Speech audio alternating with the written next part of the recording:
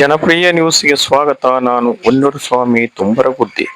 11,000 ಮಂದಿ ಚಾಲಕರಿರುವ ಸಂಡೂರು ತಾಲೂಕಿನಲ್ಲಿಯೇ ಆರ್ಟಿಒ ಕಚೇರಿ ಸ್ಥಾಪಿಸಿದರೆ ಚಾಲಕರ ಪರವಾನಗಿಯನ್ನು ನವೀಕರಣಗೊಳಿಸಿಕೊಳ್ಳಲು ಸುಲಭವಾಗುತ್ತೆ.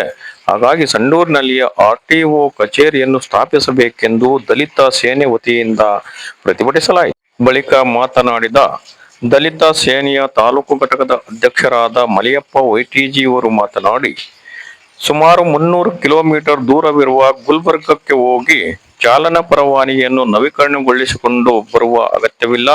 ಸಂಡೂರಿನಲ್ಲಿಯೇ ಆರ್ಟಿಒ ಕಚೇರಿಯನ್ನು ಸ್ಥಾಪಿಸಿದರೆ ಚಾಲಕರಿಗೆ ಅನುಕೂಲವಾಗುತ್ತೆ. ಹಾಗಾಗಿ ಸಂಡೂರಿನಲ್ಲಿಯೇ ಆರ್ಟಿಒ ಕಚೇರಿಯನ್ನು ಸ್ಥಾಪಿಸಬೇಕೆಂದು ಒತ್ತಾಯಿಸಿದರು.